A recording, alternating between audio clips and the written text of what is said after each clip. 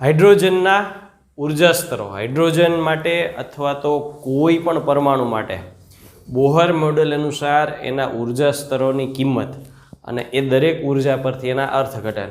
એટલે ઉર્જા માટે આપણે ટોટલ 2 પ્રકાર એના વહેંચી નાખશું. પેલી છે એને કહેશું આયનીકરણ અથવા બંધન ઉર્જા. હવે આયનીકરણ અથવા બંધન ઉર્જા છે એ શબ્દ વાપર્યો છે તો શબ્દ આયનીકરણ શબ્દ ઉપરથી વાપર્યો છે. આયનીકરણ એટલે આયન બનાવવું, આયન બનાવવા જરૂરી ઉર્જા. કોઈ પણ પરમાણુ આયન ક્યારે બને છે? એ પોતાની બાહ્યતમ કક્ષામાં રહેલા ઇલેક્ટ્રોન ગુમાવે, પરિણામે એના ઉપર ધન વિદ્યુતભાર સર્જાય.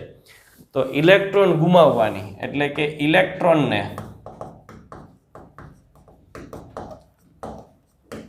બાહ્ય કક્ષામાંથી મુક્ત કરવા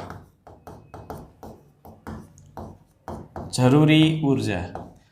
મુક્ત કરવું એટલે ન્યુક્લિયસ દ્વારા જે આકર્ષણ બળ લાગે, ધન વિદ્યુતભાર દ્વારા જે આકર્ષણ બળ લાગે છે એ આકર્ષણ બળમાંથી મુક્ત કરવું. અને મુક્ત કરવા માટે જે ઉર્જા વાપરીએ એના માટે નામ શું વાપરીએ છીએ? બંધન ઉર્જા.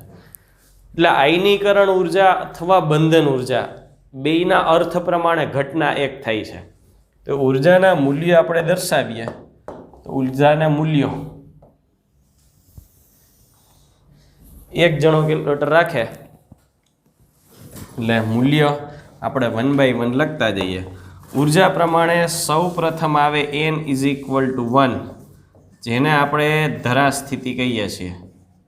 તો ધરાસ્થિતિની ઉર્જા 1 મૂકીએ એટલે 13.6 ઇલેક્ટ્રોન વોલ્ટ -13.6 ઇલેક્ટ્રોન વોલ્ટ 13.6. અને અહીંયા કોમન એકમ લખી નાખીએ કે જે કાંઈ પણ ઉર્જા લખીએ છીએ ઇલેક્ટ્રોન વોલ્ટમાં છે. પછી બીજી અવસ્થા એટલે n = 2 માટે કેટલા આવે છે? 3.40 ઇલેક્ટ્રોન વોલ્ટ. પછી n = 3 એટલે અહીંયા આપણે ઉર્જામાં E = -13.6/n². n ની બદલે 3 મૂકો એટલે ભાગ્યા 9 કેટલા થાય છે? 1.51 ઇલેક્ટ્રોન વોલ્ટ. પછી n = 4 મૂકીએ કેટલા થાય છે? 0.85. n = 5 એટલે 55 ને 25 કેટલા થાય છે? કેટલા થાય છે? કરી બધે થાકી જાય.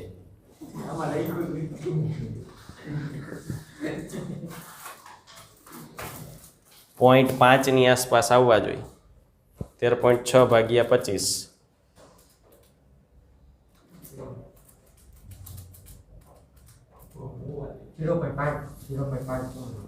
0.5 એપ્રોક્સિમેટલી થશે. 0.5 ઇલેક્ટ્રોન વોલ્ટ. આ જે તે કક્ષા માટે જ્યાં n એટલે શું? તો કે n એટલે સ્થાયી અવસ્થા નંબર અથવા તો કક્ષા અથવા તો ક્વોન્ટમાંક, આવા જુદા જુદા શબ્દો આપણે વાપરી શકાય. આ એના મુજબ એની ઉર્જાઓ છે. ધરાસ્થિતિ છે ત્યાં ઉર્જા લઘુત્તમ ઉર્જા છે. એટલે કોઈ પણ ઇલેક્ટ્રોન પોતાની ઉર્જા લઘુત્તમ રહેવો પ્રયત્ન કરે એટલે આ સ્થિતિમાં હોય. આ સ્થિતિમાં રહેલા ઇલેક્ટ્રોન માટે છેલ્લો સ્તર દર્શાવી. છેલ્લો સ્તર દર્શાવો એટલે અહીંયા છેલ્લે એટલે સાવ બહાર જ નીકળી જાય. બહાર નીકળી જાય એટલે n = ઇન્ફાઇનાઇટ. અને ઇન્ફાઇનાઇટની વાત કરીએ એટલે એના માટે ઉર્જા કેટલી થાય? 0. સાવ બહાર નીકળવાની વાત આવે. અને આમે જેમ જેમ ઉપર જતા જશો એમ ક્રમિક છે એ સ્તરો વચ્ચેના અંતરો ઘટતા જશે. એટલે એટલા ઘટતા જશે કે છેલ્લે તમને એકબીજા ઉપર ઓવરલેપ થયેલા દેખાશે. નજીક નજીક એક જ સરખો વિસ્તાર દેખાવા લાગે. કોઈ ઇલેક્ટ્રોન પ્રથમ અહીંયા ધરા સ્થિતિમાં હોઈ શકે, કોઈ n = 2 હોઈ શકે, 3 હોઈ શકે, 4 હોઈ શકે. આવા કોઈ પણ ઇલેક્ટ્રોન એને આયનીકરણ અથવા બંધનના હેતુ માટે દૂર કરવાના. એના માટે દૂર કરવા એટલે ક્યાં મોકલી દેવા? તો કે n = ઇન્ફાઇનાઇટ મોકલવા. n = ઇન્ફાઇનાઇટ મોકલો છો તો ધારો કે 1 થી ઇન્ફાઇનાઇટ મોકલો છો તો ઉર્જા કેટલી? તો કે ઉર્જા માટે આપણે એવું લઈ શકીએ કે ડેલ્ટા E = અંતિમ માઇનસ પ્રારંભિક. અંતિમ કેટલી થાય? તો કે અંતિમ થાય -13.6 upon infinite square minus -13.6 upon n square એટલે minus minus plus 13.6 upon n square. એટલે ડેલ્ટા E = આ મૂલ્ય મળે પણ ધન મળે. ધન એટલા માટે કે મુક્ત કરવું છે તો એની ઉર્જા કેવી છે? ઋણ. અને મુક્ત થવા માટે ઓછામાં ઓછી ઉર્જા અથવા દેણું કેટલું થવું જોઈએ? 0. વધારે હોય ચાલે પણ ઓછું ચાલે નહીં. તો ધારો કે આ મુક્ત થાય છે તો આને તમે કેટલી ઉર્જા આપો? તો કે આને +13.6 જેટલી ઉર્જા આપો એટલે આ અહીંથી ઉત્સર્જન પામી જાય +13.6. તો ધરા સ્થિતિમાં રહેલા ઇલેક્ટ્રોનની આયનીકરણ ઉર્જા અથવા બંધન ઉર્જા કેટલી થાય? 13.6 ઇલેક્ટ્રોન વોલ્ટ. એટલે આપીએ એટલે એ પરમાણુમાંથી બહાર નીકળી જશે, મુક્ત થઈ જશે અને પરમાણુને ધન ભારિત કરશે. ઇલેક્ટ્રોન ધારો કે આ કક્ષામાં છે તો અહીંથી આટલી ઉર્જા આપવી પડે. તો એના માટે શું થશે? તો કે 0 - -3.40 એટલે આ માઇનસ છે ને 0 કરવા આપણે કેટલા આપવા પડે? +3.40 આપો એટલે આને મુક્ત કરી દેશે. તો દ્વિતીય કક્ષામાં અથવા બીજી અવસ્થામાં અથવા તો પ્રથમ ઉત્તેજિત કેટલામી થાય? તો કે આના ઉત્તેજિત માટે આપણે પ્રથમ નંબર આપીએ છીએ. ઉત્તેજિત અવસ્થા અહીંથી ચાલુ થાય એટલે અહીંયા એવું લખી શકું n-1. તો 3.40 આપવી પડે. અહીંથી ઉત્તેજિત કરવું હોય તો 1.51 ઇલેક્ટ્રોન વોલ્ટ આપવી પડે. અહીંથી 0.85.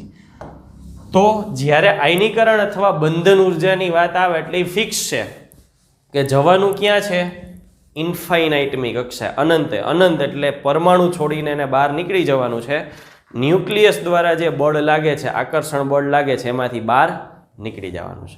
તો આ થઈ આયનીકરણ ઉર્જા અથવા બંધન ઉર્જા. આયન બનાવવા માટે એને ઇલેક્ટ્રોનને પરમાણુમાંથી દૂર જવું પડે અને બંધન મુક્ત થવું હોય, ન્યુક્લિયસના બંધનમાંથી નીકળવું તો એને પરમાણુ છોડવો પડે. એટલે કે અનંતમી કક્ષામાં જવું પડે. તો આયનીકરણ અથવા બંધન ઉર્જા માટે છેલ્લું બિંદુ ફિક્સ છે ઇન્ફાઇનાઇટ. ચાલો આવો બીજો પોઈન્ટ, બીજી વાત કરીએ. એટલે બીજી કાંકના આપણે લઈએ છીએ એના માટે ઉત્તેજિત કરવા માટે ઉર્જા. તો આપણે આનો આ વર્ણપટ એઝ ઇટ ઇઝ રાખીએ. ઉત્તેજિત કરવું છે. ઉત્તેજિત કરીને આપણે કોઈ પણ કક્ષામાં મોકલવાના થાય તો ગણતરી આ જ પ્રમાણે રહેશે. પણ ઉત્તેજિત માટે ઉત્તેજિત કક્ષામાં મોકલવાના, નહીં કે ઇન્ફાઇનાઇટમાં. તો એ તો કોઈ પણ કક્ષામાં મોકલી શકાય. ધારો કે 1 થી 2 મોકલવા છે, 3 થી 5 મોકલવા છે, 3 થી 4 મોકલવા છે. ડિપેન્ડ્સ. આ ઉદાહરણો છે. કેટલી ઉર્જાઓ જોઈએ? તો કે ડેલ્ટા E અંતિમ 2 પ્રારંભિક 1 એટલે -13.6 અપોન 2² -13.6 અપોન 1². આ બીજી અને પહેલી. તો બીજામાંથી પહેલામાં જવાની વાત છે તો બીજામાંથી પહેલામાં જવા માટે અથવા પહેલામાંથી બીજામાં જવું છે. આમાંથી જવું છે તો એ ઉર્જા મેળવે. પહેલામાંથી બીજામાં જવું હોય તો ઉર્જા મેળવે અને બીજામાંથી પહેલામાં આવવું હોય તો ઉર્જા ગુમાવે. એટલે આ પ્રક્રિયા થાય તો શોષણ થાય. અને એ કેમ ખબર પડે? શોષણ વર્ણપટ દ્વારા ખબર પડે. તમે તરંગ લંબાઈઓ આપાત કરો અને એમાંથી કેટલી શોષાઈ જાય એ. ઊંધું થાય, ઉત્સર્જિત થાય તો તમે ડિસ્ચાર્જ આપો અને બહાર નીકળે. બહાર નીકળે એટલે ક્યાંથી આવે? ઉત્તેજિતમાંથી ધરા સ્થિતિમાં આવે. અને એ જો ઉત્તેજિતમાંથી ધરા સ્થિતિમાં આવે તો શું કરે છે? તો કે ઉર્જા આપાત કરે છે. કેટલી? hv જેટલી. અને એને આપણે કોની ઉર્જા કહીએ છીએ? ફોટોનની ઉર્જા કહીએ છીએ. એટલે એને અનુરૂપ ઉર્જાની કિંમત જો અહીંયા વાત કરીએ તો 13.6 માંથી 3.40 એટલે એપ્રોક્સિમેટલી 10.2 ઇલેક્ટ્રોન વોલ્ટ છે. ધરા સ્થિતિમાં રહેલા ઇલેક્ટ્રોનને 10.2 ઇલેક્ટ્રોન વોલ્ટ જેટલી ઉર્જા આપો તો સંક્રાંતિ કરીને 1 માંથી 2 માં જાય અને એટલી ઉર્જા જો ઉત્સર્જિત કરે તો એ 2 માંથી 1 માં આવે. ઉત્સર્જન કોના સ્વરૂપે? ફોટોન સ્વરૂપે થાય. બોહર મોડેલમાં જ આપણે વાત કરી ને કે અહીંયા ક્લાસિકલ ફિઝિક્સ ને ક્વોન્ટમ ફિઝિક્સ બેયને શું કર્યું છે? ભેગું કર્યું છે. એ આના પછીના મુદ્દાઓ આપણે ગણતરી સ્વરૂપે પણ લેવું છે. એટલે આ માત્ર જુદા જુદા ઉદાહરણોની વાત છે. ધારો કે આ વાત આવે 3 માંથી 5માં, એટલે અંતિમ થાય -13.6/5 સ્ક્વેર માઇનસ -13.6/3 સ્ક્વેર. તો 3 છે 1.51 ને 5માં છે 0.5. તો એપ્રોક્સિમેટલી આ કિંમત કેટલી થશે? તો કે એપ્રોક્સિમેટલી થાય છે 1 ઇલેક્ટ્રોન વોલ્ટ. પછી કેલ્ક્યુલેટરથી જ ગણી અને જે ફાઇનલ આવે એ પરફેક્ટ મોકલવી. જો એ 3 થી 5માં જાય, 3 થી 5માં જાય તો ઉર્જાનું શોષણ કરે. તો ઉર્જાનું શોષણ, અને એ શોષણ વર્ણપટ દ્વારા જાણી શકાય. અને જો 5માંથી 3માં આવે તો ઉત્સર્જન કરે. એ કોના દ્વારા જાણી શકાય? ઉત્સર્જન વર્ણપટ. એટલે ડિસ્ચાર્જ ટ્યુબમાં વોલ્ટેજ આપીએ તો ઉત્સર્જન વર્ણપટ મળે. અને કિરણ જ આપાત કરીએ, વિદ્યુત ચુંબકીય વિકિરણો જ આપાત કરીએ તો બહાર નીકળતી રેખાઓમાં અમુક ગેરહાજર થઈ જાય. કઈ ગેરહાજર હોય? તો કે આ શોષાઈ ગઈ હોય, અને એ જે શોષણ થઈ છે એની સંક્રાંતિ કરવામાં એ ઉર્જા વપરાણી હોય. સેમ આ એક લાસ્ટ એક્ઝામ્પલ આપણે લઈ લઈએ. તો 3 થી 4માં જાય છે તો -13.6 અંતિમ 4 પ્રારંભિક 3 નો સ્ક્વેર. 3 થી 4માં જાય છે તો આ અંદાજે કેટલું છે? તો કે એપ્રોક્સિમેટલી 0.65 ઇલેક્ટ્રોન વોલ્ટ જેટલી ઉર્જા લાગે છે. તો આને કહેવાય ઉત્તેજિત કરવા માટે જરૂરી ઉર્જા.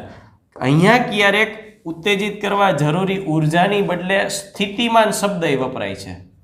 ઉત્તેજિત સ્થિતિમાન એટલે વોલ્ટેજ. એના સ્વરૂપમાં લખવું હોય તો કે અહીંયા વોલ્ટેજ ખાલી લખો તો ઈને કાઢી નાખો તો કેટલા વોલ્ટ જોઈએ?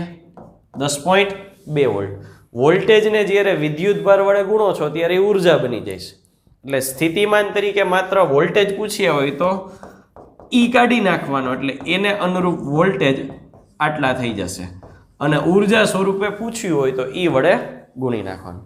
તો આ રીતે ઉર્જા સ્તરો છે એને આધારે અહીંયા આયનીકરણ એટલે કે બંધન ઉર્જા અને બીજો અહીંયા ઉત્તેજિત કરવા માટેની ઉર્જા, આ બે પ્રકારે મેળવી શકાય. આયનીકરણ ઉર્જામાં એ ફિક્સ છે કે તમારે મોકલવાનો ક્યાં છે? પરમાણુની બહાર, એટલે કે ઇન્ફાઇનાઇટ. ઉત્તેજિતમાં ઇન્ફાઇનાઇટ ફિક્સ નથી, કીધેલું હોય ત્યાં 2માંથી 3માં કીએ, 4માંથી 5માં કીએ. જો સંક્રાંતિ ધરા સ્થિતિમાંથી ઉત્તેજિત અવસ્થામાં થાય તો આપાત વિકિરણમાંથી અમુક ઉર્જાનું શોષણ થાય. એ તરંગો બહાર આવે નહીં. એ માહિતી કોના દ્વારા મળે? શોષણ વર્ણપટ દ્વારા. અને જો ઊંચી અવસ્થામાંથી નીચી અવસ્થામાં આવે તો એ ઉર્જાનું ઉત્સર્જન કરે. કોના સ્વરૂપે? ફોટોન સ્વરૂપે. તો એ માહિતી કોનામાં મળે? ઉત્સર્જન વર્ણપટ દ્વારા. તો આ થઈ ઉર્જા સ્તરો પરથી ઉર્જાની વાત.